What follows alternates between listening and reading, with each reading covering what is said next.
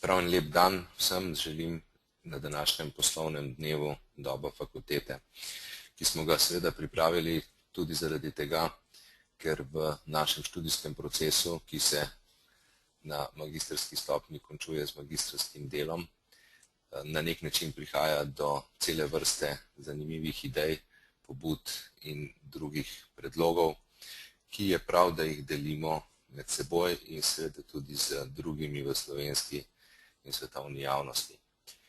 Naš namen je bil, da pripravimo poslovni dan, kjer bomo na nek način pripravili vse tiste ideje v takšni obliki, da bo lahko jih koristil kdorkoli.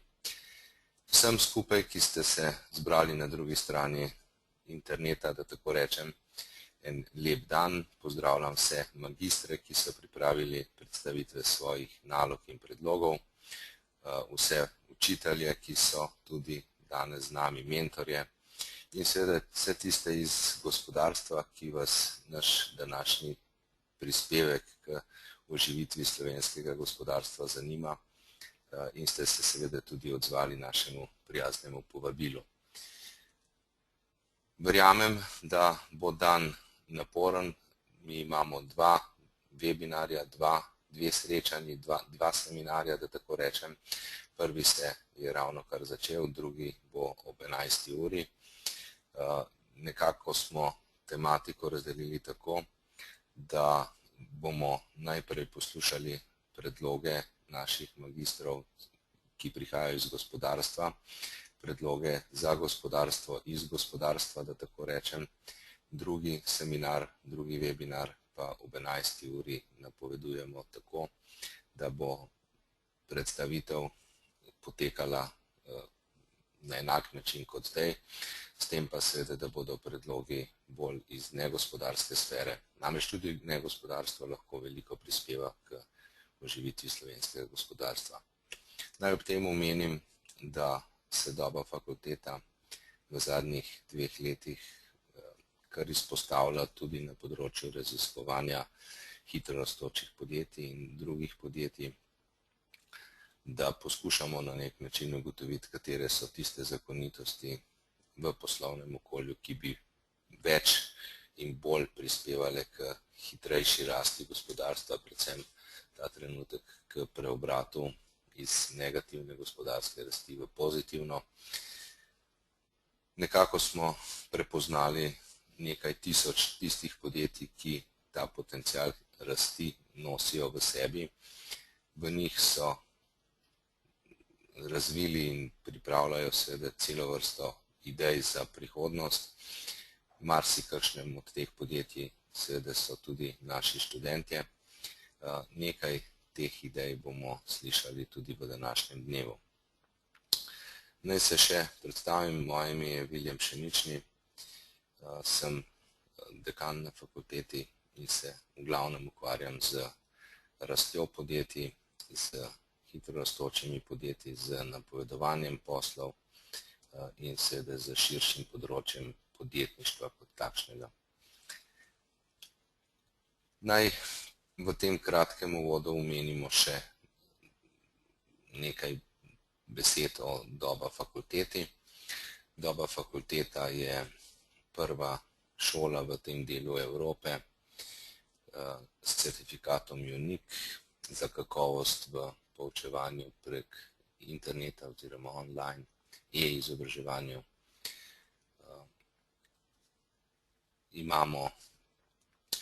Ta certifikat smo prejeli v oktobru letošnjega leta po dolgotrajnih postopkih preverjanja.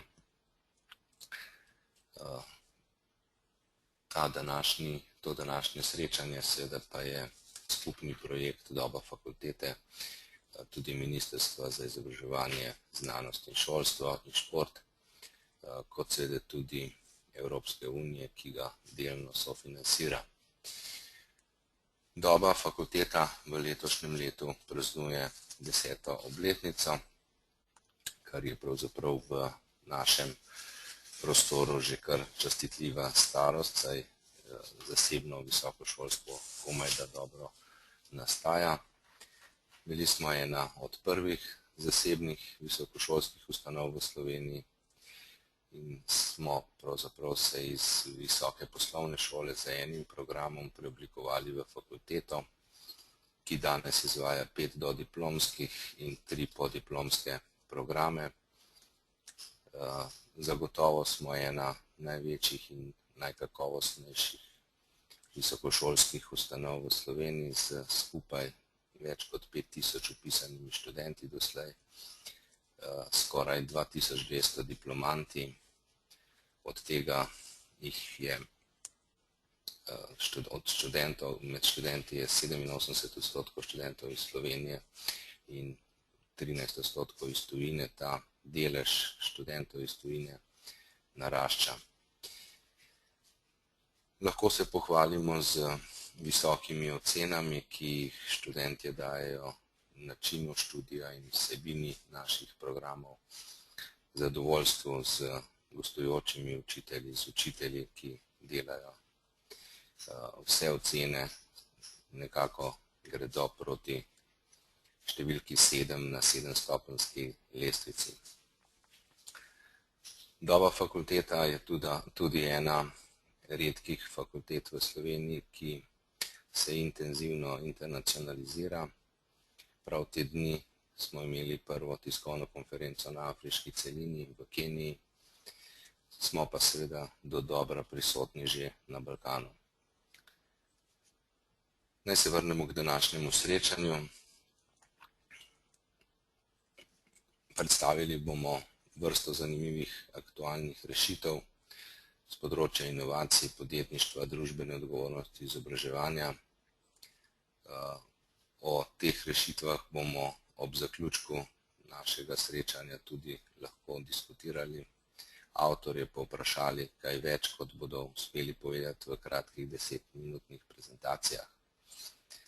Naj vse, ki ste prijavljeni v današnjem webinarju online, opozorim še na to, da se je treba za razpravo prijaviti z dvigom rok, ki jih seveda najdete v okenčku, ki se vam je odprl.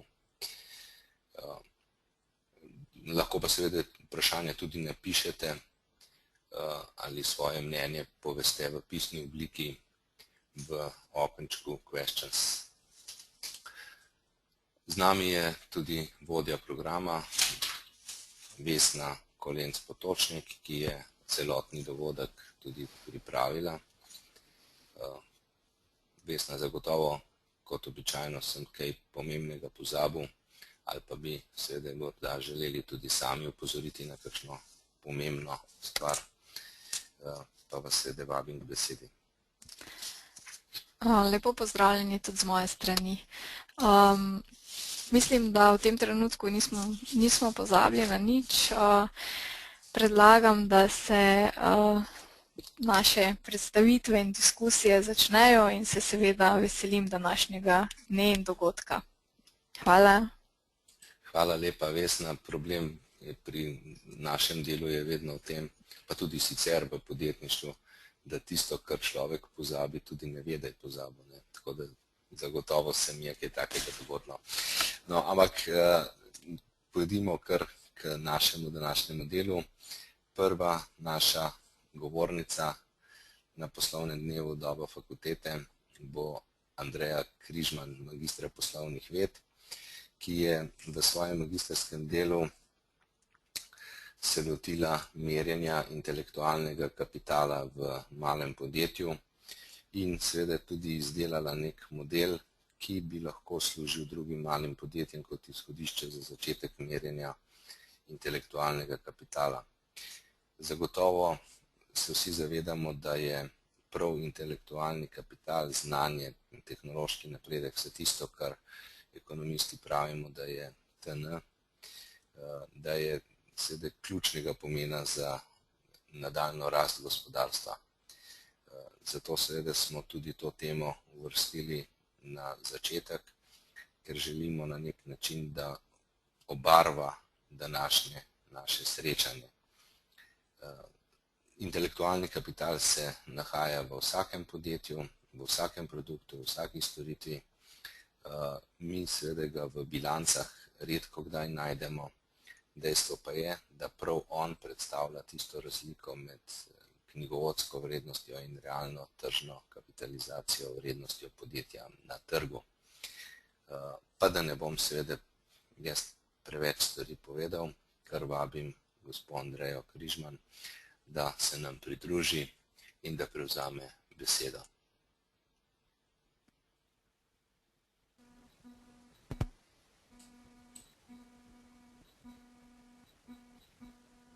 Lepo pozdravljeni, se slišimo? Ja, slišimo se. Slišimo se, ampak moje prezentacije pa ne vidim na... Ne, tudi jaz. Aha. Evo jo. A je zdaj mogoče gor? Tako je. Lepo pozdravljeni.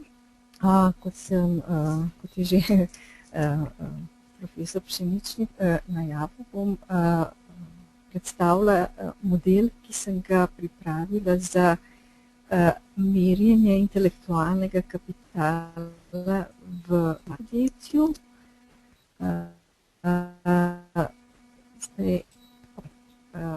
Najprej bi samo opredelila, kaj je intelektualni kapital in kakšni so problemi pri merjenju in dala poudarek na tem modelu, ki sem ga predlagala za merjenje v malih podjetjih.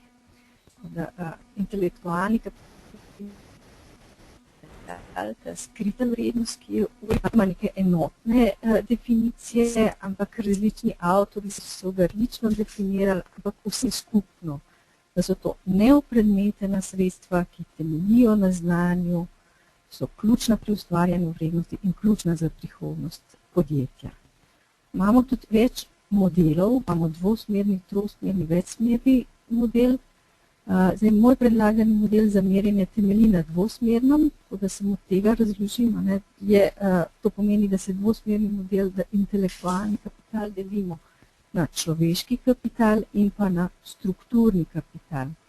V človeškem kapitalu so zajeti znanja zaposlenih, njihove izkušnje, njihove sposobnosti, kar pomeni, da je v lasti zaposlenih.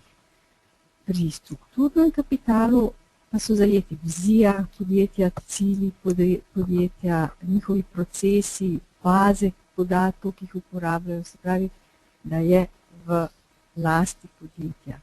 In ta neopredmetena sredstva imajo vedno večji pomen pri ustvarjanju vrednosti in je ne glede na velikost in ne glede na dejavnost podjetja pomembno, da se začne sistematično zaznavati ta neopredmetena sredstva in da se jih čim bolj objektivno izmeri. To z namenom, da lahko z njimi upravljamo.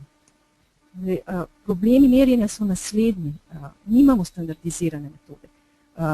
Nekatere metode nam dajo vrednostne rezultate, nekatere vsebinske rezultate. In za krepitev intelektualnega kapitala, za njen razvoj so zelo pomembne metode z vsebinskimi odgovori. Ampak te metode so pa precej zahtevne in se potrebuje strokoven kader, da lahko oblikuje tiste ključne kazalnike, s katerimi bi lahko sledili razvoju intelektualnega kapitala. Sprav je merjenje predstavlja za mala podjetja problem. Jaz sem predlagala model, s katerim bi lahko mala podjetja merila in sem ga tudi preizkusila na konkretnem malem podjetju. Ta model je sestavljen iz dveh že obstoječih metod, iz metode vajic, ki nam da vrednostne rezultate in pa prilagojenega vsebinskega vprašalnika Mihaličeve, ki pa nam služi, ki nam da te vsebinske odgovore. Za metodo vajic sem se odločila, ker je enostavna in njen vrednostni rezultat, to je koeficient vajic, je vsota učinkovitosti človeškega kapitala, učinkovitosti strukture strukturnega kapitala in učinkovitosti finančnega in fizičnega kapitala. Ta koeficient nam pove, koliko dodane vrednosti je podjetje ustvarilo za eno vloženo denarno enoto. Vse potrebne podatke, ki jih potrebujemo za izračun tega koeficienta, dobimo že v standardiziranih računovodskih izkazih. To pa pomeni, da lahko ta rezultat primerjamo tudi z drugimi podjetji, tako da se lahko primerjamo s konkurenco. In tudi metoda Weiss ne uporablja nobenih zaupnih informacij, kar pomeni, da lahko tudi pripravimo poročilo na osnovi te metode, ki je namenjeno za zunanje uporabnike. Zdaj, problem pri tej metodi pa je, ker nam ne da usmeritev za krepitev intelektualnega kapitala. Se pravi, ne vemo, kje so potrebne dodatne aktivnosti, da bi ga lahko razvijali, krepili. In zato sem poleg te metode v model vključila še vsebinski vprašalnik Mihaličeve, ki sem ga prilagodila. Ta prvotni vprašalnik Mihaličeve sem zbrala zato, ker je zelo natančno definiran. Mihaličeva deli intelektualni kapital na 5 komponent. Na človeški kapital, socialni kapital, procesni, relacijski in inovacijski kapital. In za vsako od teh komponent zelo podrobno razdeli po trditvah, tako da dobimo lahko zelo dobre povratne informacije,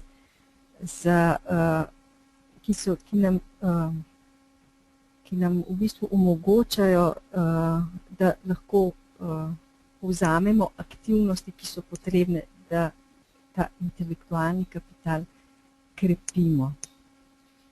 Zdaj, te trditve imajo možnost 3 odgovorov, da so ali da ne veljajo, kar se ovrednoti z 1 točko, da delno veljajo, ovrednoteno s 2 točkami in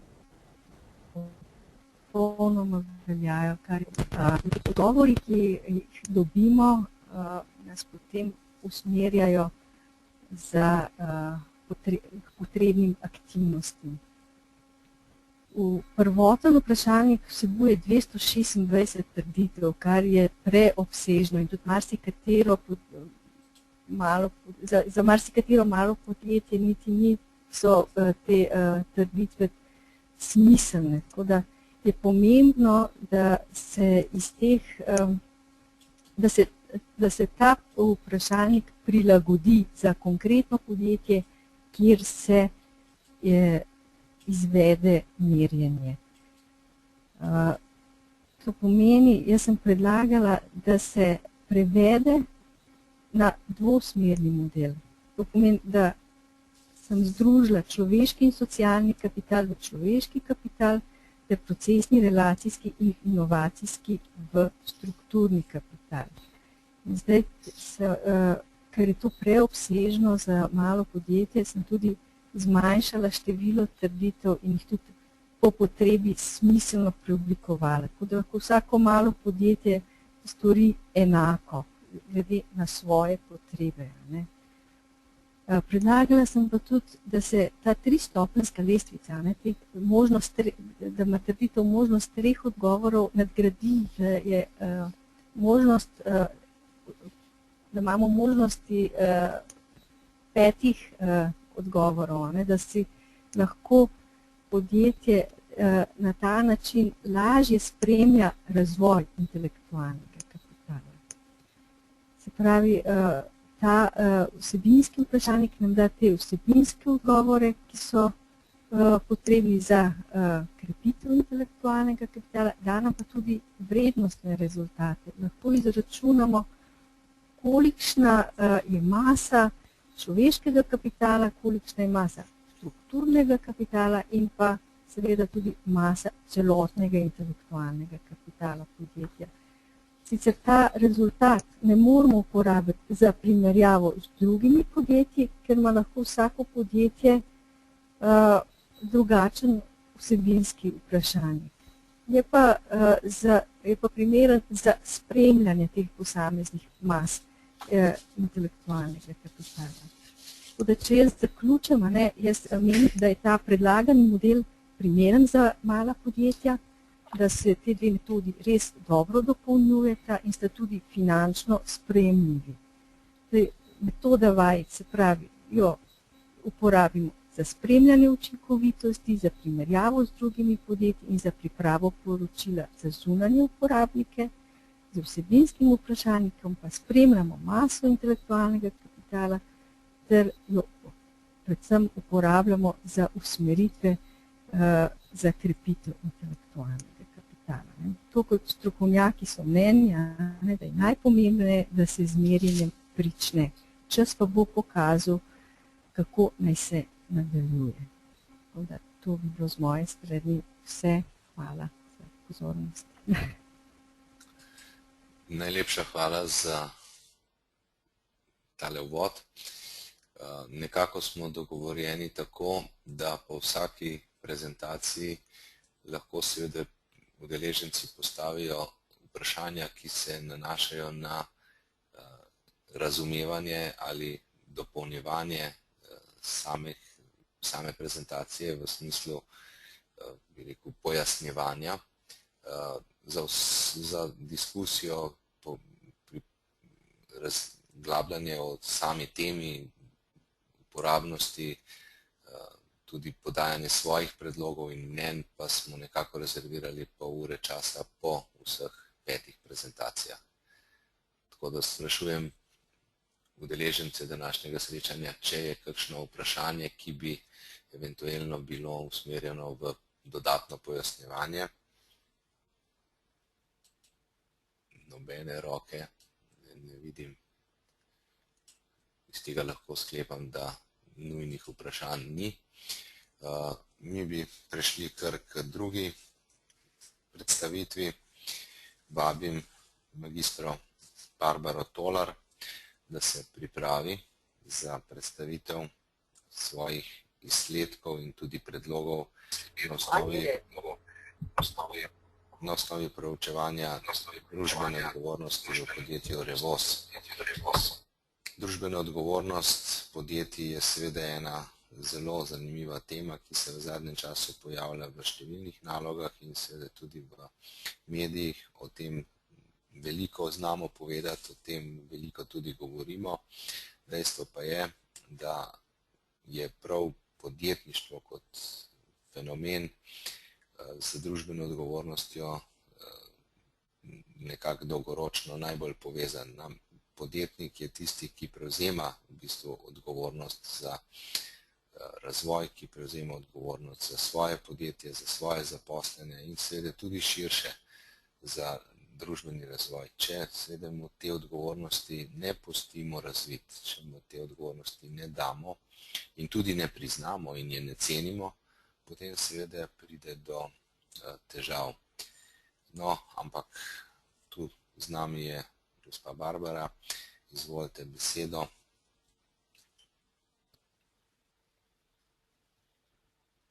Lepo pozdravljeni tudi z moje strani, upam, da hvala. Lepo pozdravljeni tudi z moje strani, zdaj upam, da predstavitev se vidi. Da. Tako, moja magistrsko delo je temeljilo na raziskavi družbene odgovornosti podjetja Revoz. In sicer, kaj pravzaprav sploh je družbena odgovornost. Lahko rečemo, oziroma kdaj sploh lahko govorimo o družbeni odgovornosti nekega podjetja. Družbena odgovornost nekega podjetja bi mogla biti prostovoljna predanost oziroma odločitev podjetja, da se bo vedlo etično in prispevalo gospodarskemu razvoju, obenem pa bi moralo izboljševati tako kakovost življenja delavcev, lokalne skupnosti, kot tudi okolja in širše skupnosti, iz katerega naj bi to podjetje oziroma gospodarski subjekt izhajal. Je pa tudi to, da mora gospodarski subjekt vključevati v svoje poslovno okolje ne le zgolj uspešno poslovanje, temveč mora razširjati svojo skrb tudi za družbo in širše okolje ter razmerja z deležniki. Namen in cilj magistrske naloge je bil ta, da dokažem, da je družba Revoz družbeno odgovorno podjetje, ki upošteva vse dimenzije družbeno odgovornega ravnanja. Cilj tega pa je bil, da bi z analizo družbeno odgovornega ravnanja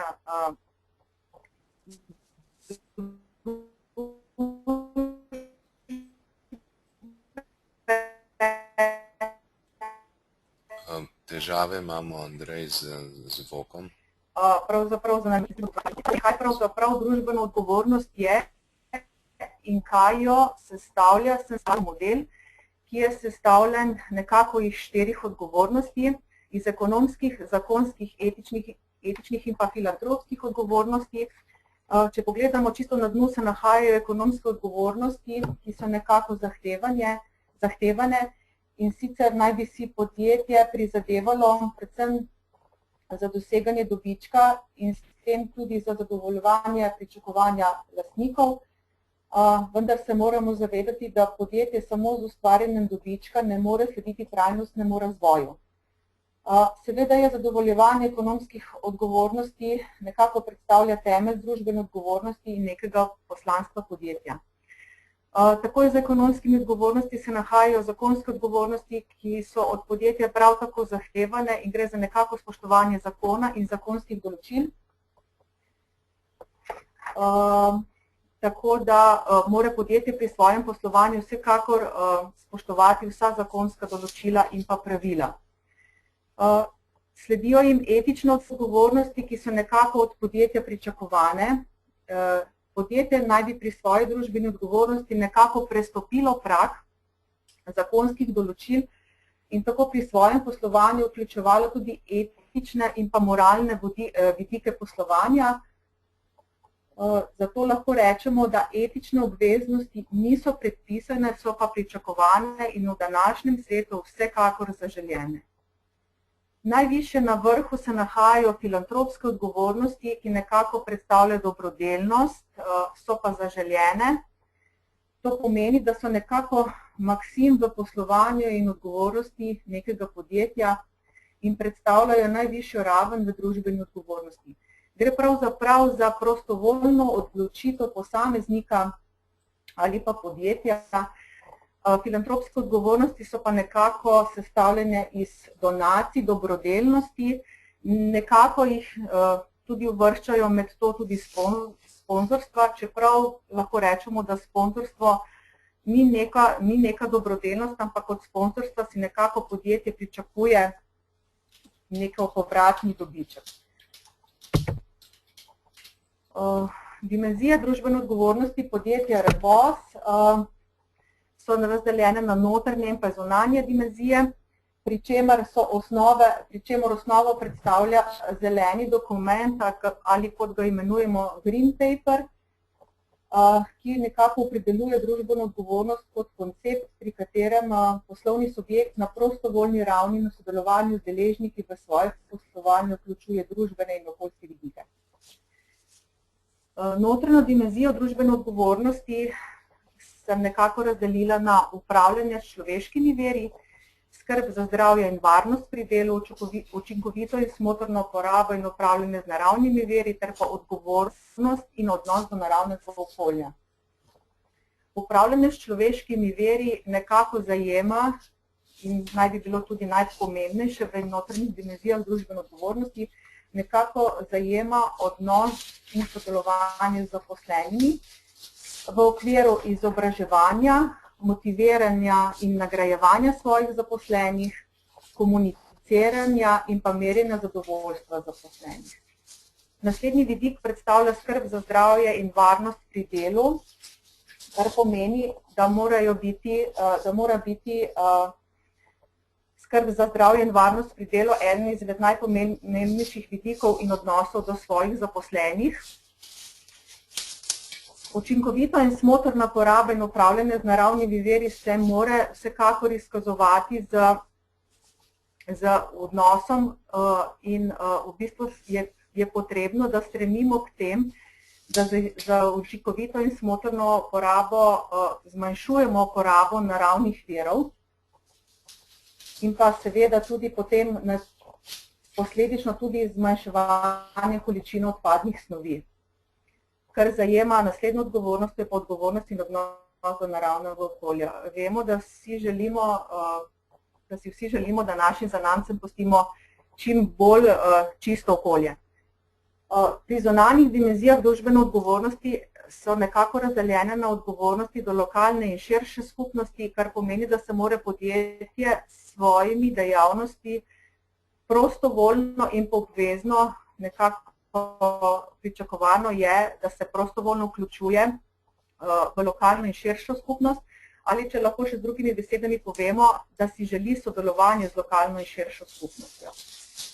Naslednji vidik prav tako predstavlja kakovost in pa odnos s potrošniki, kar pomeni, da mora podjetje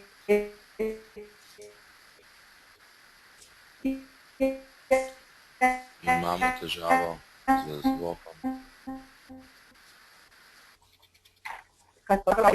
Kakovost, kar pomeni, da so tudi potrošniki stokrat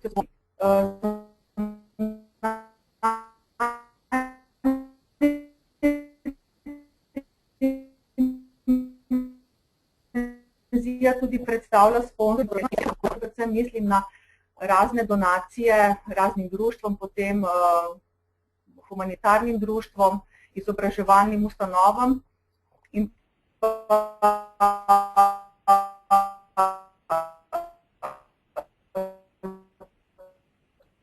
tudi zelo veliko snovi. V okviru raziskave družbene odgovornosti sem tudi izvedla anketo in sicer v skupini Renault drugače redno izvajajo anketo zadovoljstva zaposlenih, vendar so od leta 2009 ti podatki tajni. Tako da sem izvedla lastno anketo med bivšimi zaposlenimi, ki pa je temeljila na 4 sklopih. In ocenjevali so predvsem zadovoljstvo pri delu, sodelovanje in pa odnosu med zaposlenimi, odnos do kakovosti, motivacije in odgovornosti, izobraževanja in razvoja kariere ter ocene o informiranosti med zaposlenimi. In sicer so to ocenjevali na lestvici od 1 do 5 in sicer so bili, lahko rečem, ti rezultati, ki sem jih dobila, so me kar malo presenetili, saj je bila povprečna ocena 3. In vidimo, da so bili nekako zaposleni, bivši zaposleni zelo zadovoljni z informiranostjo med zaposlenimi, z izobraževanjem in pa razvojem kariere, mogoče so bili najmanj zadovoljni z odnosom do kakovosti, motivacije in pa odgovornosti.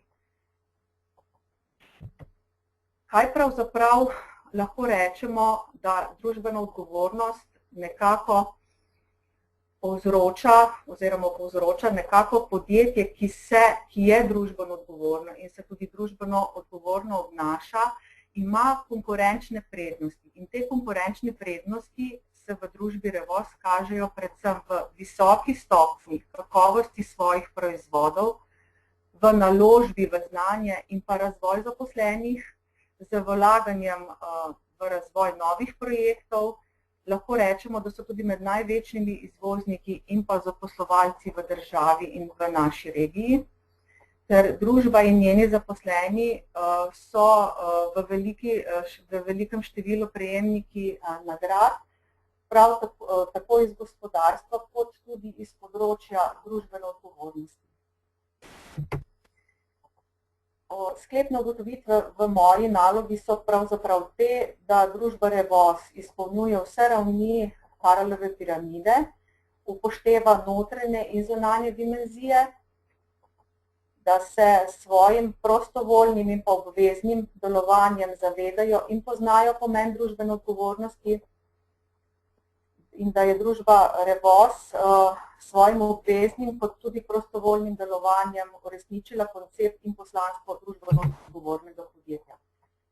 Priporočila, katera naj bi upoštevali pravzaprav vsi, tako posameznik kot pa tudi gospodarski subjekti je ta, da je treba za družbeno odgovornost, osnova vsake družbene odgovornosti je prav gotovo spoštovanje etičnih in moralnih vrednot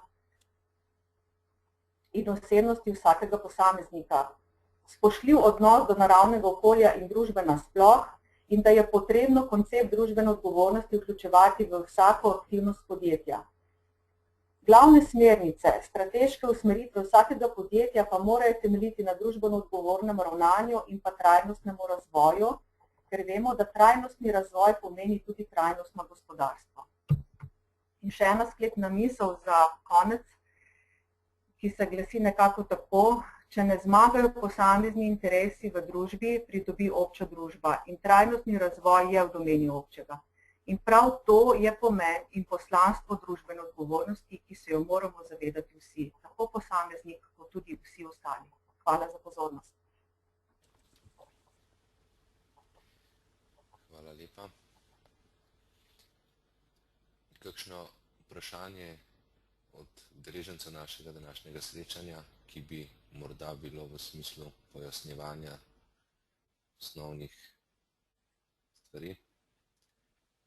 Ne vidim nobene roke v tem trenutku, pardon. Metka Nežič, izvolite, mikrofon imate. Pozdravljeni, se slišimo? Metka Nežič je ena od naših vrlih mentoric. Izvolite, še enkrat. Se slišimo? Da. Aha, dobro. Jaz sem imela eno vprašanje, malo slabo smo se vmes slišali, pa nisem sigurna, ali sem prav slišala ali ne. Gospa Barbara, če sem prav razumela, vi ste naredili raziskavo med bivšimi zaposlenimi, ali drži tako?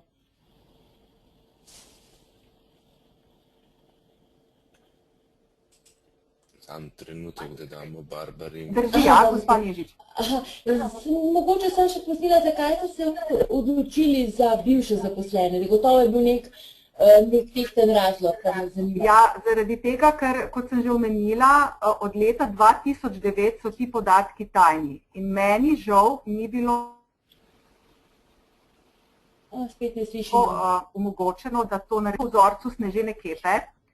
Šla delati to raziskavo med bivšimi zaposlenimi in sem potem primerjala rezultate. In sicer mogoče tega nisem tukaj izpostavila. Rezultati ankete, ki je bila javno dostopna 2009, in mislim, da je delal Praktis za potrebe družbe Revoz, je bila povprečna ocena o zadovoljstvu zaposlenih 3,25. Moja ocena, ki sem jo pa dobila med bivšimi zaposleni, je bila pa povprečna ocena 3. Samo iz tega razloga sem šla delati, ker sem potem hotela neko primerjavo narediti, ali so velika odstopanja. Odlično, Tole diskusijo bomo nadaljevali lahko v zaključku, da ne bomo zdaj prešli tistega, kar smo se v začetku dogovorili. Hvala za dodatno pojasnilo. Tudi vam, hvala. Če ni malo, smo že v zamudi, tako da bi seveda šli kar na naslednjo predstavitev. Z nami je tudi gospa Mateja Špegelj, ki se je v svoji magistrski nalogi posebej spopadla z spodbujanjem inovativnosti zaposlenih v podjetju iz avtomobilske dejavnosti in tudi pripravlja vrsto predlogov za spodbujanje inovativnosti. Mislim, da komaj čakamo na to temo, vse se vrti glede inovativnosti, katerikoli medij odpremo. Rešitev je v inovacijah, v inovativnosti, v inovativnih posameznikih. No, izvolite. Pozdravljeni. Moje ime je Mateja Špegelj in vam bom danes na kratko predstavila svojo magistrsko nalogo. Za svojo temo sem se izbrala inovativnost. Le-ta namreč postaja iz dneva v dan pomembnejša za obstanek podjetij. Inoviraj ali umri postaja slogan marsikaterega podjetja. Brez inovacij namreč lahko podjetja samo propadejo. Ker je vse najlažje razložiti na praktičnem in dejanskem primeru, sem se osredotočila na inovativnost v podjetju, v katerem sem zaposlena. Žal pa naziva podjetja zaradi zaupnosti podatkov in varovanja poslovne tajnosti v nalogi ne navajam. Kot glavno raziskovalno vprašanje sem si postavila sledeče. Kateri so dejavniki inoviranja zaposlenih v podjetju, v katerem sem zaposlena? Poleg glavnega raziskovalnega vprašanja sem si določila tudi 3 specifična vprašanja. In sicer, kateri so glavni razlogi pri zaposlenih, da predlagajo inovacije, se razlogi za inovacije spreminjajo glede na spol, delovno mesto, položaj v podjetju ali dolžino zaposlitve v podjetju, kako lahko podjetje oziroma vodstvo vpliva na povečanje števila inovacij. Med svoje sodelavce sem razdelila okoli 200 anket, od teh je bilo zbranih in vrnjenih 120 anket, izmed teh 120 pa so pri 10 manjkali odgovori na ključna vprašanja, zaradi tega so bili za mene neuporabni in sem jih izločila iz analize. Sodelovalo je 50 moških in 60 žensk, 40 režijskih delavcev in 70 izvajalcev oziroma delavcev v proizvodnji. Največ anketiranih je takšnih, ki so v podjetju zaposleni od 6 do 10 let. Kot prvo me je zanimalo, na kaj sodelavci prvo pomislijo ob besedi inovacija. Sama sem sprva mislila, da bodo najprej pomislili na denarno nagrado, a sem se motila. Kot prvo so namreč navedli lažje delo. Pri tem odgovoru ni bilo razlik med spoloma, niti razlik med režijskimi in proizvodnimi delavci. Sledil je sklop o dejavnikih za spodbujanje ustvarjalnosti in inovativnosti. Zaposleni so na 5-stopenjski lestvici določili, kako se z določeno trditvijo strinjajo oziroma ne strinjajo. Odgovori, ki so zbrali najvišjo vrednost, so označeni z rumeno, drugi pa z modro. Kot je razvidno, so tako režijski kot proizvodni delavci kot prvo določili vodstvo podpira razvoj novih idej pri vseh zaposlenih. Na drugem mestu pa je pri režijskih delavcih ustrezno nagrajevanje uspešnih ustvarjalcev novih idej, proizvodni delavci pa tukaj niso bili tako enotni, saj so vsi odgovori dobili enako vrednost. Sledil je sklop o vzrokih za zaviranje ustvarjalnosti in inovativnosti. Tukaj si mnenji režije in proizvodnje nista bili enotni. Režijski delavci so mnenja, da so največji zaviralec inovativnosti omejeni človeški in finančni viri. Proizvodni delavci pa menijo, da inovativnost zavira premalo posredovanih informacij s strani vodstva o potrebah trga in tehnološkem napredku. V našem podjetju inovacije in nove ideje zbiramo s pomočjo zelenih kart. Gre za zelene liste, na katere zaposleni napišejo svojo idejo. Le-te so potem s strani vodstva pregledane in ocenjene. Vkolikor so ideje izbrane kot dobre, se pusti predlagatelju, da to zeleno karto uvede. Vkolikor je potrebna pomoč s strani vodstva, se mu pomaga. Vkolikor je potrebna pomoč s strani zunanjih izvajalcev, se najame tudi te. 80 anketiranih pozna osnovo te zelene karte. Povprečno so proizvodni delavci v času svoje zaposlitve v podjetju predlagali 2,37 predloga, režijski delavci pa 3,84. In zakaj zaposleni podajo tako malo predlogov? Največkrat so razlogi naslednji: premalo časa, obilica dodatnega dela in prenizka denarna nagrada. Žal je pri nas velik problem v tem, da se karte pregledujejo prepočasi oziroma je odziv vodstva prepočasen. Sodelavcem smo namreč v letu 2010 predlagala eno inovacijo, združitev različnih prevozov s strani dobaviteljev, imenovano krožna vožnja. Ta predlog je bil podan marca leta 2010 in isti čas tudi napisana zelena karta. Dejansko odobritev za to pa smo dobili decembra, kar pomeni, da je čas od napisane karte do dejanske odobritve kar velik. Zaposlene sem tudi prosila, da podajo svoje predloge, kako bi vodstvo spodbudilo zaposlene k inovativnosti. Največkrat so se ponovili naslednji odgovori: večje denarne nagrade, obveščanje o problemih preko oglasnih desk ter hitrejša odzivnost na predloge. Izpostavila pa bi tudi odgovore, ki so drugačni in jih uporablja malo podjetje. In sicer tekmovanje s praktičnimi nagradami, naprimer kakšno izobraževanje v tujini, ter ekskurzije v podjetje iz avtomobilske industrije, kjer bi videli kaj novega in uporabnega za naše podjetje. Odkar je bila magistrska naloga napisana in do danes so se določene stvari v našem podjetju spremenile. Predvsem sedaj je možno videti vsak mesec, koliko zelenih kart je bilo predlaganih, kakšen je bil prehranek pri teh zelenih kartah.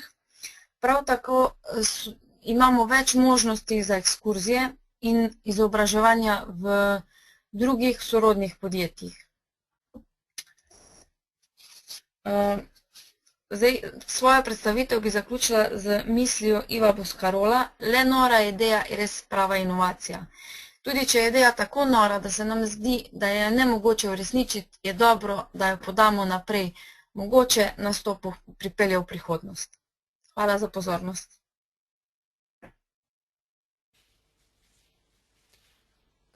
Hvala lepa.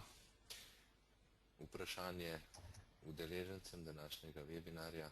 Kakšno vprašanje za Barbaro? Pardon, za Matejo. Se opravičujem.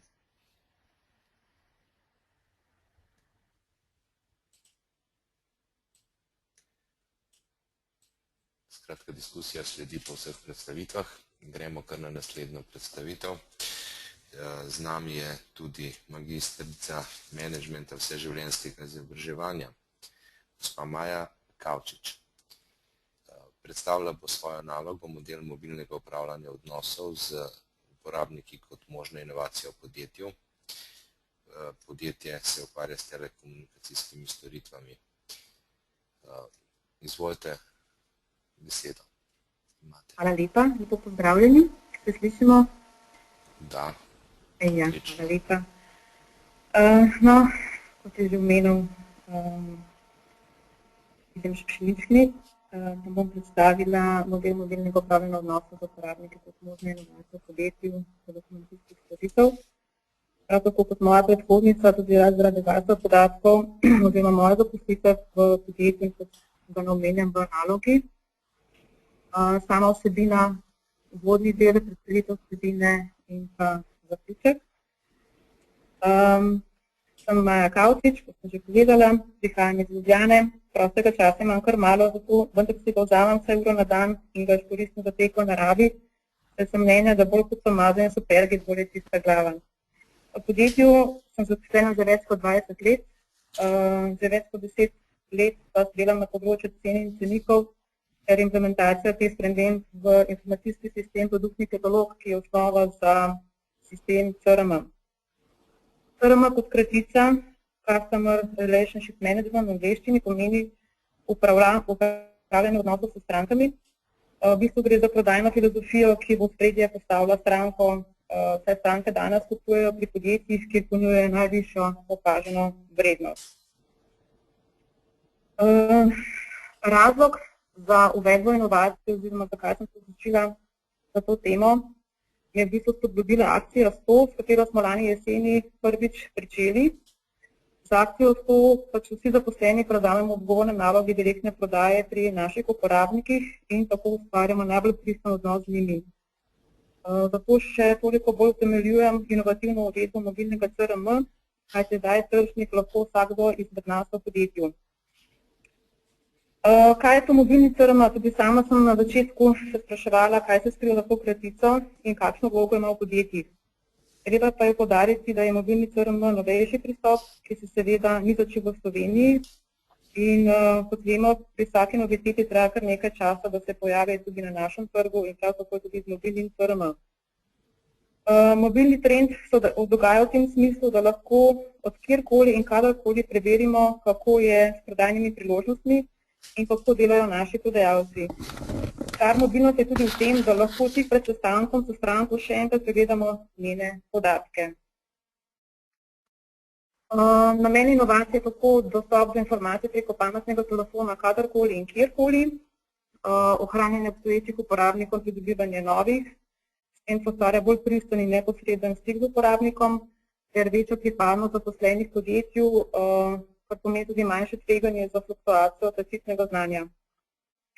Cilj je, da s pomočjo mobilnega CRM podjetje optimira trenutno in bodočo vrednost kupca saj je to trenutno najboljša možnost in izbira za skoraj slepo podjetje v Sloveniji in tudi v Evropi oziroma na svetovnem trgu.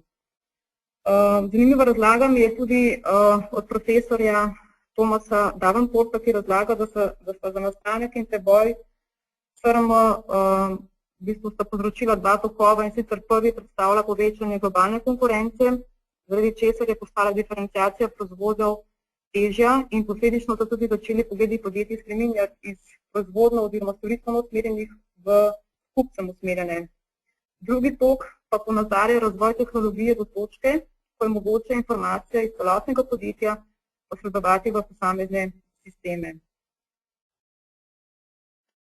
Današnjost naložbe ROI, tukaj imamo pač formula, ki je v bistvu zelo preprosta in njen rezultat nam odgovori na več vprašanj, kot so naprimer, kaj lahko spada v investicije v CRM, tu predvsem mislim na izobraževanje in usposabljanje zaposlenih, potem kaj lahko spada v povrnitev investicije v mobilni CRM, tukaj predvsem zadovoljstvo naših uporabnikov in zvestoba, ter v kateri časovni periodi bi se moral meriti ta ROI. In sicer tukaj sem jaz vzela aktivnost postopka, ki je posveten za trženje storitev v okviru akcije SPO. Sama kratica po slovensko pomeni povrnitev investicije, in sicer ta pokazatelj nam pove, ali je strategija potrebna in kakšna strategija naj se uporabi in kako naj se potem tudi implementira v podjetje.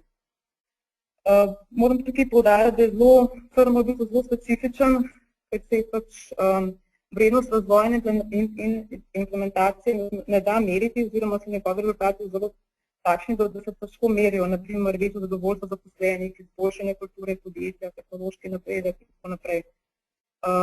Težko tudi meriti dva pomembna pokazatelja uspešnosti, in to so zadovoljstvo in lojalnost stran. Tukaj imamo pokazala stroške, investicije in prihranke. Prihranke sem preračunala na vse zaposlene v podjetju, to je 2700 ljudi. In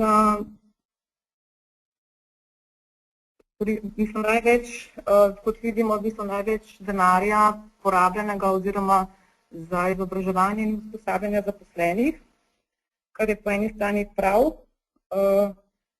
saj je potrebno vlagati v zaposlene. Oblikovanje je ključnega pomena prav za izobraževanje uporabnikov sistema. Zato tukaj zaposleni se pač usposobijo za uporabo in pač črpajo dodatne informacije ter znanja uporabnikov in ga posredujejo nazaj v sistem. Pred začetkom investicije oziroma izvajanja CRM mora tudi podjetje preučiti, kolikšna je investicija v CRM strategijo, koliko časa se bo povrnila in če bo podjetje imelo koristi oziroma da je dobičkonosna. Sam izračun ROI nam v bistvu hipotetično pokaže, da se bo investicija v naložbo povrnila po prvem letu, saj v drugem letu že kaže na 70% prihranek, v ostalih letih pa bomo imeli celo konstantni investicijski prihranek glede na poprečno prodajo, ki nam ga zagotavlja mobilni CRM. Moram tukaj tudi poudariti, da je pač podjetje veliko in na poslovanje podjetja tudi vpliva velikost podjetja. In dejstvo je, da takšne investicije, kot je mobilni CRM, je potrebno ogromno denarja in v današnjih časih, ko je kriza na slovenskih tleh še kar prisotna, denarja žal za takšne investicije preprosto ni, saj nekatera podjetja komaj izplačujejo plače. Rezultati ankete so pokazali, da so zaposleni zainteresirani za delo in da jim ni vseeno, ki delajo, so že slišali za mobilni CRM, tako da potem tukaj verjamem, da ga bodo hitreje in lažje sprejeli, oziroma ga bomo lažje sprejeli, so motivirani za vseživljenjsko izobraževanje, pripravljeni so se izobraževali tudi zunaj delovnega časa, zaupajo v blagovno znamko podjetja, tukaj je zelo velik odstotek, 94% vseh anketirancev, in so inovativni ter ustvarjalni pri podajanju predlogov in izboljšav. Moja trditev tudi izhaja iz tega, da naj se zdaj vse več takih, ki bomo prodajali, in z zagotovljenimi podatki vedno in povsod je možnost prodaje absolutno večja. Na začetku, tako kot ste jo videli v tabeli, tudi predvidevam največje stroške na področju izobraževanja zaposlenih, ter stroške nabave ustreznih pametnih telefonov za vse zaposlene. Koristi, ki jih vidim v uvedbi inovativnega modela mobilni CRM, pa tako v večji aktivnosti vseh zaposlenih preseznaniti z novostmi oziroma s storitvami, potem v prilagajanje željem in potrebam uporabnikov, sprotni analizi razmer na trgu in hiter odziv zaradi zmanjševanja možnosti vdora konkurence, večja pozornost uporabnikom, ki razmišljajo o prehodu v konkurenci. Saj sem tukaj v bistvu konkretno predstavil prednosti, ki jih ponuja podjetje, ter aktivnejša poprodajna aktivnost, saj mora tržnik potem vsak projekt spremljati od začetka do konca in tudi uporabniki to pričakujejo in na nek način se ustvarja neko zaupanje uporabnika in dober dolgoročni poslovni odnos. Zaključek vse je v ljudeh, bistvi dejavniki odločajo o tem, kako je uporabnik usmerjen v podjetje v resnici postalo, je torej, kako zaposleni razumejo spremembe. Tudi vse skupaj se v bistvu začelo s preprostim vprašanjem, ki sem si ga postavila na začetku akcije, ali je mobilni CRM res modna muha ali praktična rešitev.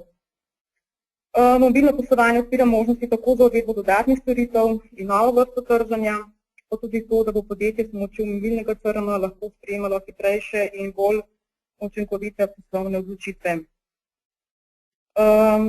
S to formulo nova tehnologija po stara tehnologija je potratna stara organizacija. Če se v organizaciji ne spremeni nič v poslovanju, lahko nova tehnologija, kot je mobilni CRM, postavi samo temelje za izboljšanje CRM-ja. Zaželene so tako spremembe na procesih, strukturi organizacije, ljudi in pa seveda poslovni kulturi. No, hvala, ker ste me poslušali. Tukaj je moje veselje po zagovoru magistrske naloge in v bistvu je to priložnost, da sem danes z vami. Hvala lepa. Najlepša hvala tudi vam za prezentacijo in seveda tudi za predloge, ki ste jih v svoji nalogi oblikovali. Prepričan sem, da bo marsikdo vzel v roke celoto in poskušal pravzaprav pogledati, kako na kakšen način bi lahko določena vaša spoznanja prenesel v prakso tudi v svojem podjetju. Mi seveda prehajamo k zadnji prezentaciji tega današnjega seminarja in sicer je z nami gospod Rok Kralj, magister organizacije in menedžmenta socialnih dejavnosti. Predstavil bo inovativni podjetniški model ekonomije delitve, model, ki seveda v Sloveniji še ni zelo udomačen, po svetu pa se vedno bolj prijemlje. V nalogi je proučil odnos Slovencev do novih modelov ekonomije delitve. Rezultati so zelo zanimivi, pokazali so, da smo seveda pripravljeni deliti stvari in storitve, če bi bila le-ta delitev primerno organizirana in bi lahko zaupali, mi smo dokaj nezaupljivi. Seveda najprimernejši se ljudem zdijo na eni strani priključki za motorna vozila, digitalne medijske vsebine, tiskani mediji, oprema za kampiranje in podobne, zelo enostavne stvari. V teh dneh smo ravno brali v časopisju, da Slovenci še nismo preveč navdušeni nad delitvijo stanovanjskih površin ali stanovanjskih hiš. No, pa vendarle ekonomska kriza nas počasi pelje v to smer, da bomo razmišljali tudi o tem. No, predno pa boste predstavili svojo nalogo in svoje izsledke. Vas vabim, da nam čisto na kratko, gospod Rok, poveste, kje se nahajate, kje ste ta trenutek, kaj počenjate. Ja, najprej en lep pozdrav iz Kamnika. Zahvaljujem se vam, gospod profesor, za en lep uvod. Ja, na kratko bi povedal, ta trenutek, jaz sem učitelj v srednji ekonomski šoli Cirius Kamnik in hkrati se vključujem v webinar in hkrati tudi predavam razredu. To so program administrator, tako da me posluša ena skupina deklet in držijo pesti zame.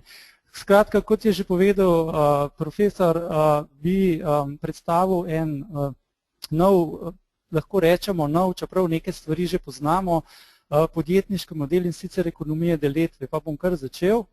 Zdaj, če na kratko primer... Ja. Pozdrav seveda tudi vašim slušateljicam, učenkam v razredu. Ja, bom prenesel, tako da boste vsi slišali. No, profesor pozdravlja tudi vse učence. Jaz sem mogel pač zvočnike zdaj sklopiti, tako da me v živo poslušajo, da ne pride do motnje. No. Skratka, dekleta se smejijo. No. Tako, skratka, če začnem na hitro, naredim eno kratko primerjavo. Vajeni smo tako imenovanega klasičnega potrošniškega modela, kjer je posameznik v središču svoje potrebe zadovoljuje tako, da kupuje stvari. Skratka, vse, kar potrebujemo, smo vajeni kupovati. In tudi komunikacija je, lahko rečemo, enosmerna, vertikalna, se pravi proizvajalec, trgovec, uporabnik, in to je pač ta model, ki smo ga vajeni, o katerem govorimo v vsakdanjem življenju, tudi ekonomija še vedno večinoma deluje na tak način. V nasprotju pa model ekonomije delitve, angleško sharing economy, ponuja drug pristop. Seveda bom takoj opozoril, da ne gre zdaj za to, da bi mi delili vse, ampak predvsem tiste stvari, ki jih ne potrebujemo vsakodnevno. Naprimer, avto je lahko za nekoga stvar, ki jo potrebuje praktično vsak dan, za nekoga drugega pa lahko samo za vikend potrebuje, in stroški za to dobrino, kot bom pokazal kasneje, so precej visoki, tako da je to do neke mere nerentabilno. Se pravi, tudi komunikacija v tem sistemu preko omrežij poteka v okviru predvsem informacijsko-komunikacijskih omrežij, se pravi, ne gre več samo za komunikacijo med uporabnikom in ponudnikom, temveč tudi uporabniki komunicirajo med seboj, se pravi, da so storitve praviloma kvalitetnejše, saj se ne da, bi lahko rekli po domače, golfati.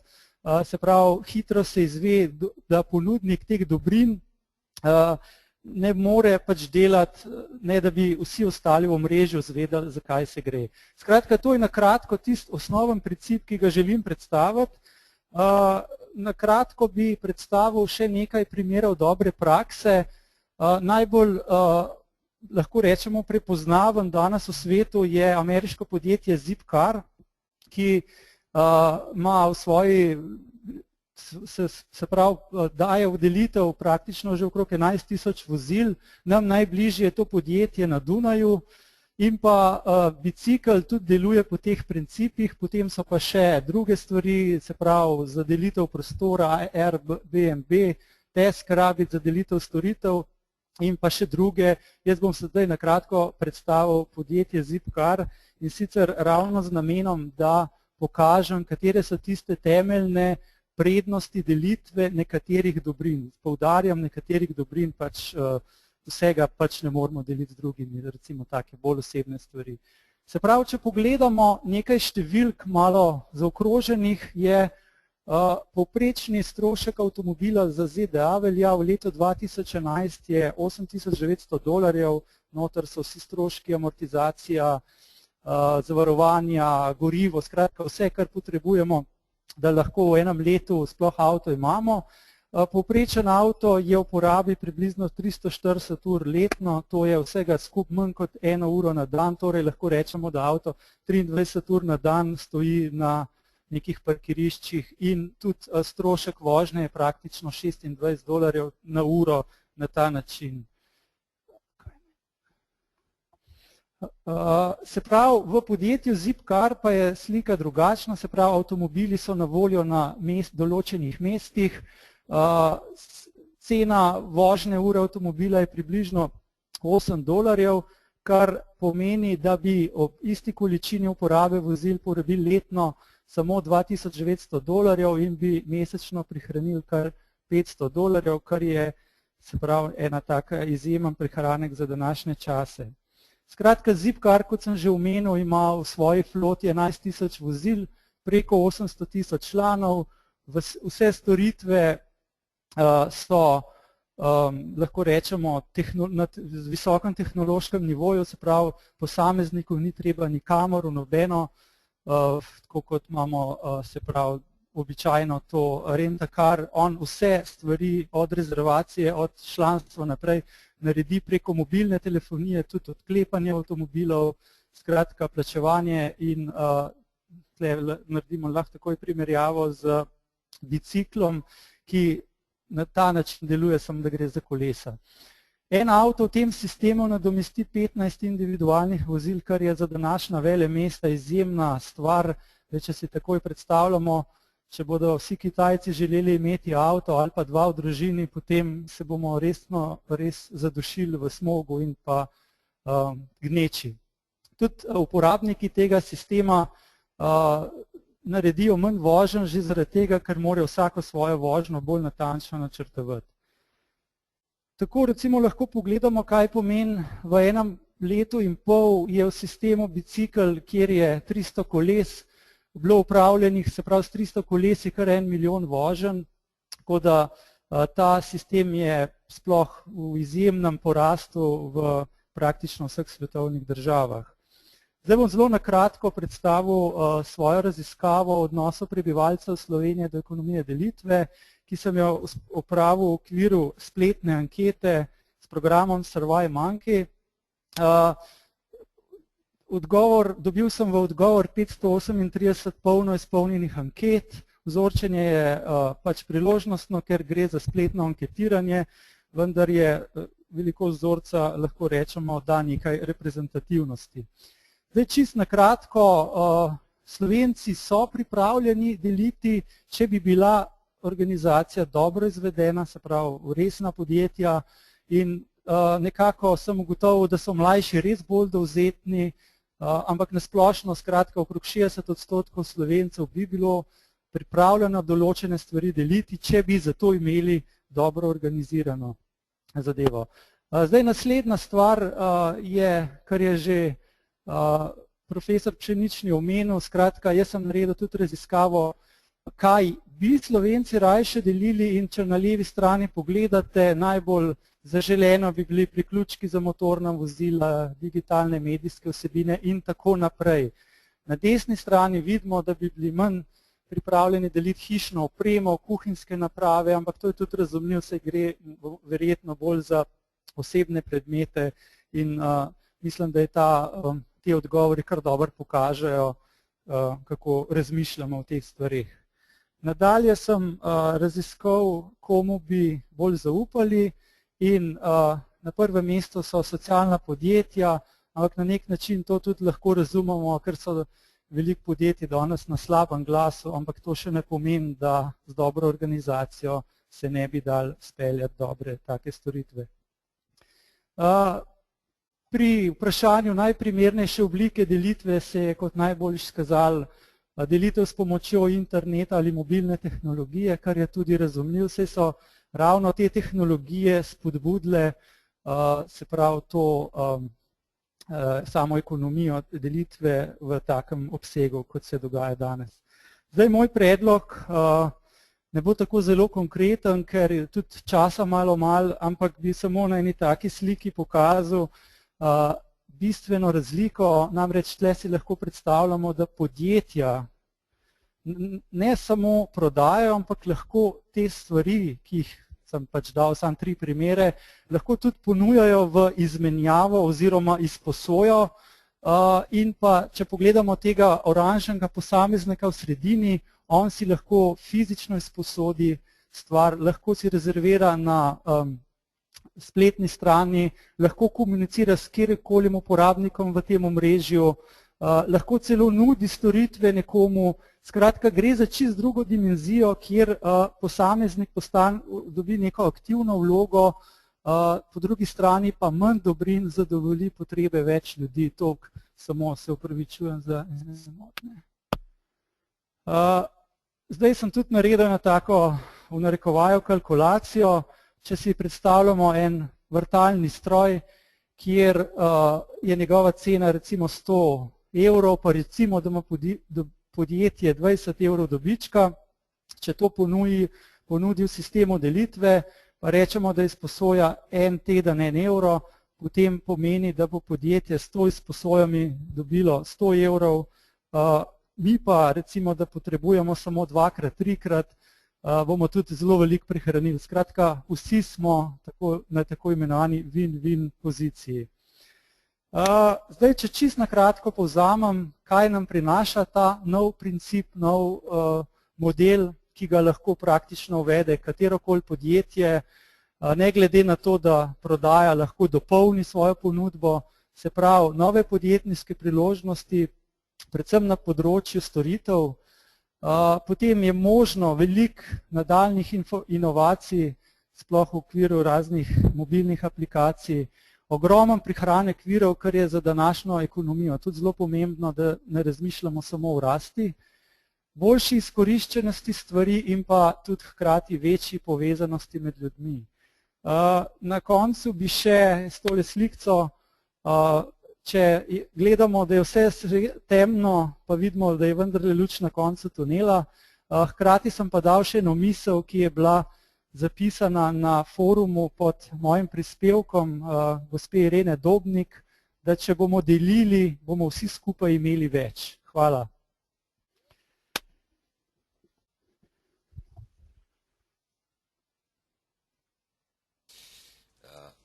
V tem prvem današnjem srečanju smo na nek način povezali vprašanje inovativnosti čisto na konkretnih primerih z družbeno inovativnostjo.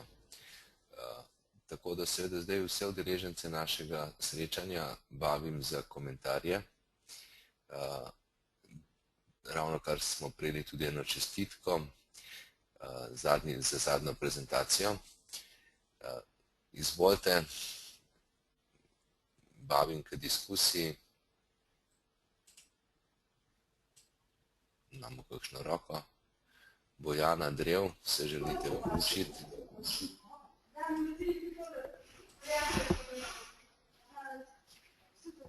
Hvala, hvala.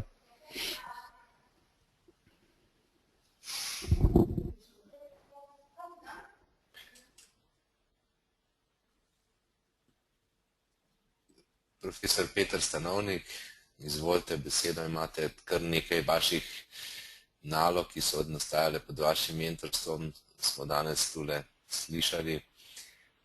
Izvolite besedo.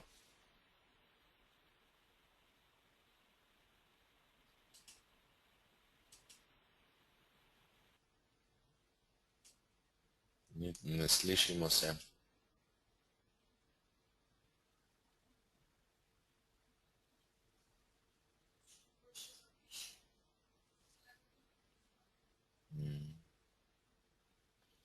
A imamo kakšno drugo vprašanje, kakšen drug komentar v vmesnem času?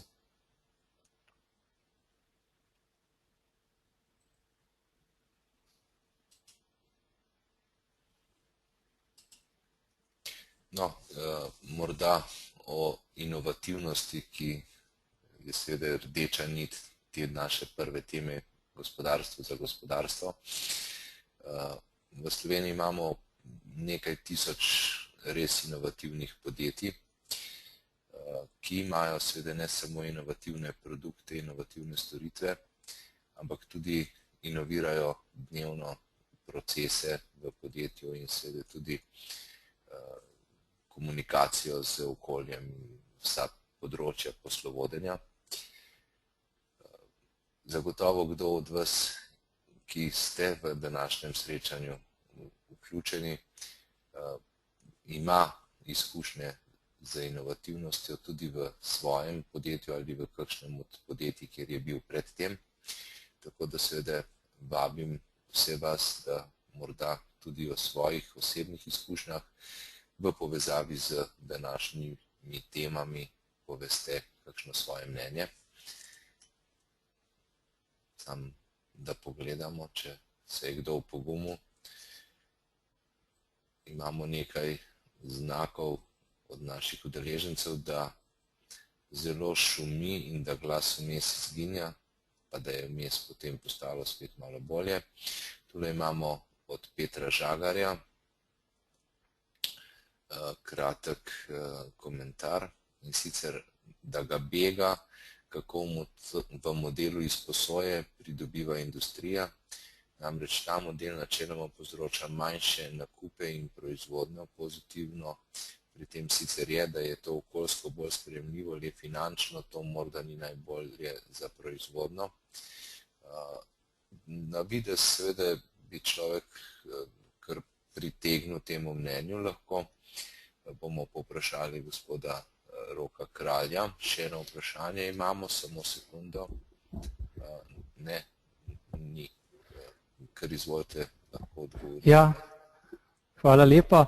Ja, to je normalno, mislim, jaz bi rekel, ker se že nekaj časa s tem ukvarjam, da je to čisto običajno vprašanje. Jaz pravim drugače. V bistvu pa gre za velike spremembe. Se pravi, v resnici lahko to privede do manjše proizvodne, po drugi strani veliko bolj kvalitetne proizvodne, hkrati pa se odpira kar lepo število delovnih mest. Jaz vidim tle recimo, da lahko podjetja potem svetujajo, vzdržujajo. Skratka, ta storitveni sektor se še razvije, saj sami dobro tudi vemo, da proizvodna bo zahtevala v prihodnosti vedno manj delovne sile in tle je nujno treba razmišljati na področju storitev. Po drugi strani imamo pa izjemno veliko novih trgov in če bomo šli na ta klasičen sistem, potem se v resnici lahko vprašamo, ali bo to res vzdržno, če bodo vsi Kitajci, ali pa seveda del Kitajcev pa Indijcev postali srednji sloj, se tle odpirajo v resnici še dodatni trgi zelo kvalitetnih stvari, ki dosegajo bistveno več ljudi kot prej. Se pravi, jaz tle vidim, stvar bo šla v kvaliteto izdelkov in množico storitev in večji doseg prebivalstva. Se pravi, nekako mislim, da so ogromne potenciali in to bi bil moj kratek odgovor, no, vsekakor. Če lahko samo še jaz dam čisto kratek komentar. Že pred kar verjetno okoli 20 letih tega, ko sem na nek način se s to ekonomijo delitve srečal v Združenih državah. Prav nič ni pri njih padla proizvodnja in razvoj, nasprotno. Ljudje so si, tako kot je rekel gospod Kralj, lahko privoščili mnogo boljše avtomobile v taki delitvi, zaradi tega, ker so seveda stroški na posameznika na uro recimo bili bistveno manjši, kot če bi seveda takšen avto za $50,000 moral kupiti sam in tako. Tako da tukaj seveda ne samo kvaliteta, tudi bi rekel cena teh produktov je lahko v osnovi mnogo višja, mnogo bolj bi rekel tudi mikavna, ker si jo seveda ljudje lahko delijo. Ampak tu imamo še nekaj vprašanj in čestitk. Čestitko smo dobili od gospoda Sergeja Rinca za vse prezentacije in še posebej za prezentacijo o ekonomiji delitve. Spletni portal za izposojo dobrin ima zelo malo možnosti, če ni zastavljen z igrifikacijo. Če je kakšen portal za ekonomijo delitve dela v pripravi v Sloveniji, bi rad dobil informacijo. Gospod Kralj, morda vi imate kakšne informacije o tem? Ja, saj pravim, sem že sam poudaril, če lahko gledamo, da je stvar na organizacijsko, je vsekakor to sistem bicikl. Je pa res, da je to že nekaj let v svetu uveljavljena zadeva, ampak zdaj to je javno-zasebno partnerstvo. Tle se vidi, kaj se da s tem narediti. Nimam podatkov, da bi to pri nas se pripravljali, lahko pa pogledamo v ZDA, kjer je nedavno celo izšla knjiga, kjer že razmišljajo o pravnem vidiku te nove ekonomitve. Se pravi, tam so že ta korak, ker vemo, da bo to za sabo in v davčnem in pravnem smislu potegnili določene spremembe. Oni so, pač vemo, izjemno prilagodljivi in nekako se ocenjuje, da samo trg delitve avtomobilov v ZDA je ta hip vreden že $3,3 milijarde letno. Nekako se pa izmenja na leto kar za $26 milijard stvari na razne načine. Tako da mislim, da bomo mogli malo pogledati primere dobre prakse. Pri nas pa res dobro deluje, pa je bicikl, lahko rečemo, deluje po teh načelih. Samo to.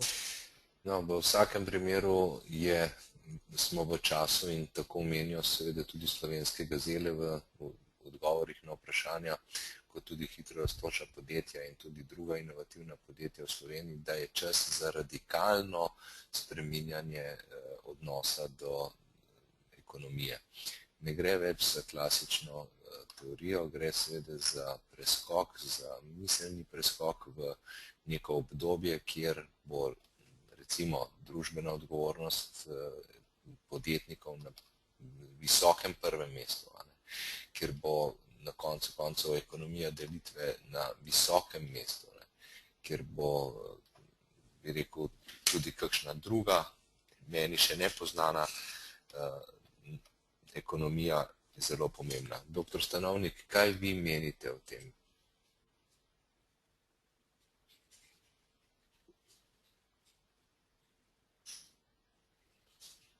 Imate besedo, očitno je nekaj z vašim mikrofonom. Doktor Stanovnik.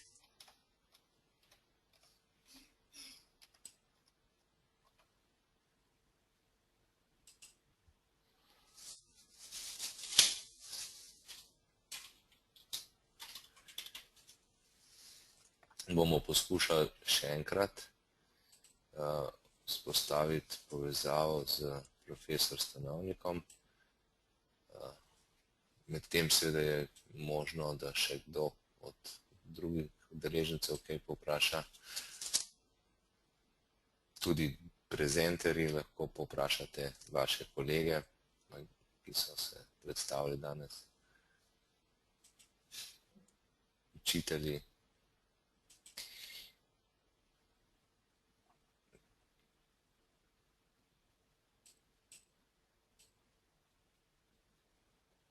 Nimamo več vprašanj, niti ne komentarjev.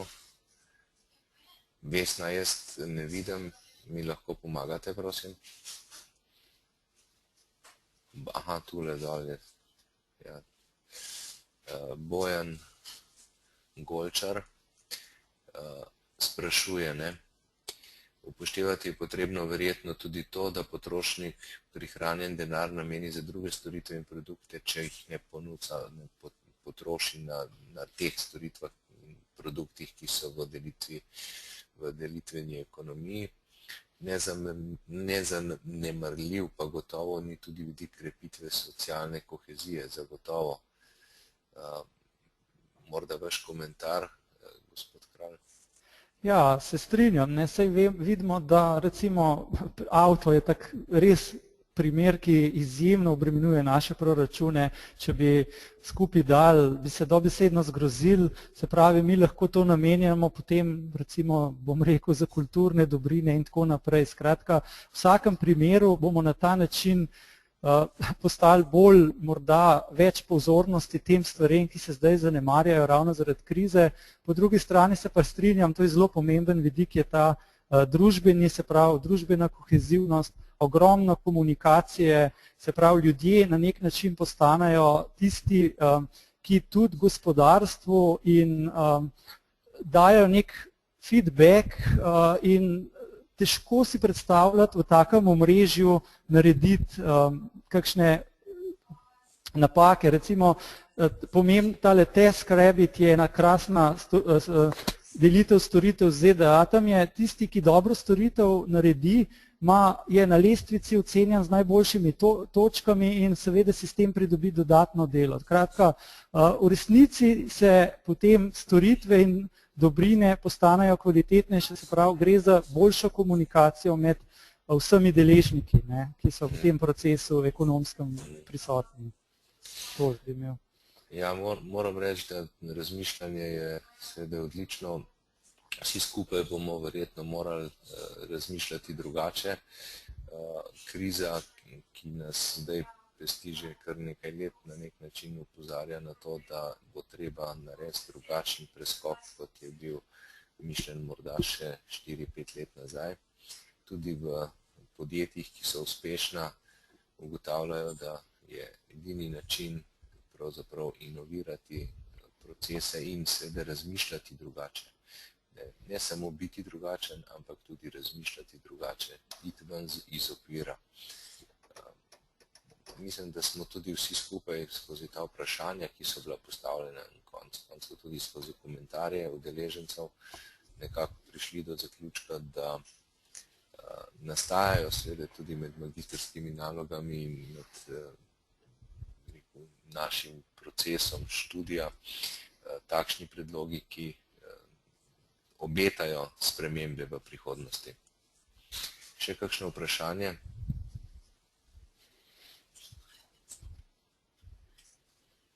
Kaj ne razumem?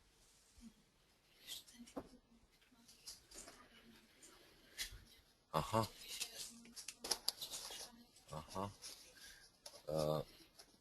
Imamo vprašanja naših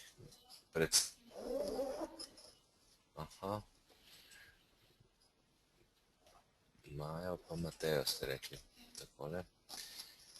Vključili smo še dva naša magistranta oziroma magistrantki, ki sta imeli predstavitvi. Imajo med seboj tudi vprašanja, tako da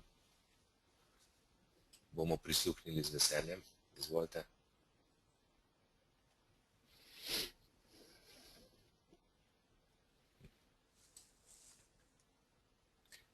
Mateja Špegel, se slišimo? Ja, se slišimo. Maja Kavčič tudi? Ja, slišimo? Ja, izvolite, besedo imate. Jaz sem samo hotel izpovedati kot mnenje od Mateja Špegel, kaj meni glede tega inovativnosti oziroma peljava v inovativnosti, ali je to povezano z velikostjo podjetja, veliko majhnih firm. Potem sem že dobila odgovor, da se ona meni, da je tudi vse nekakšno, za kakšno podjetje gre. Jaz sem sama mnenja, da je to veliko težje v velikem podjetju in da pač sama velikost podjetja vpliva na to, kaj je podjetje inovativno ali ne. Ker že se sam proces vpeljave, potem lahko ta inovativnost ni več to, kar bi lahko bila. Ja, zdaj, moje mnenje je pa sledeče, da problem je v tem, če je podjetje veliko, mogoče lažje financira neko novo investicijo, kot pa manjše podjetje. Inovativnost ni nujno povezana z velikostjo podjetja. Ja. Je pa res, da inovacije v velikih podjetjih nastajajo na drugačen način kot inovacije v malih podjetjih, sploh v man-man-bandih.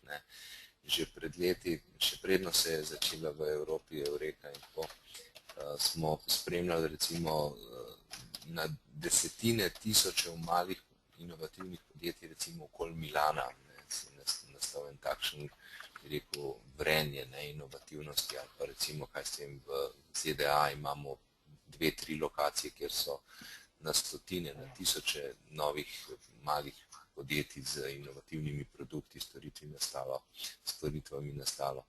Tako da to je, bi rekel, včasih neorganizirano, ampak na nek način spodbujeno. Imamo še na zvezi dr. Stanovnika? Ja. Dr. Stanovnik? Nekako nimamo sreče z njim, pravzaprav s povezavo. Halo? Peter, dober dan, se slišimo zdaj?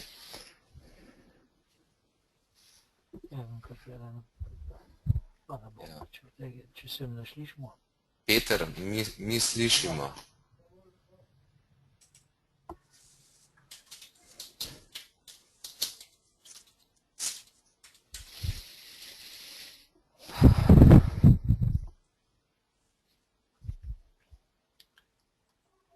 Jaz sem s to intervencijo in poskusom vključitve profesor Stanovnika nekako prekinil diskusijo med Matejo in Majo. Morda bi vendarle povzeli diskusijo še, dr. Stanovnik pa se bo vključil, če nas bo seveda. Ne, nismo. Mi njega slišimo, on nas ne sliši. Maja, Mateja.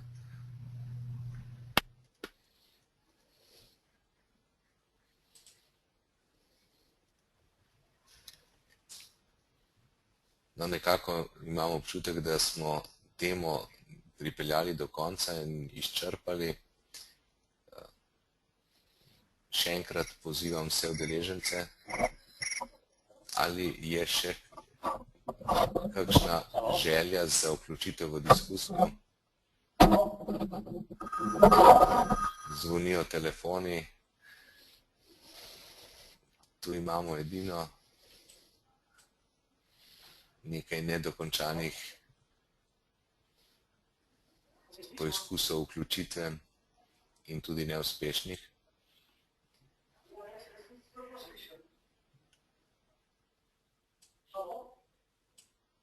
Nobene dvignjene roke več ne vidim, niti ni nobenega dodatnega sporočila v naši klepetalnici, tako da dovolite, da se sedaj vsem 5 predstavljalcem svojih nalog in tudi predlogov še enkrat v imenu vseh nas udeležencev iskreno zahvalim.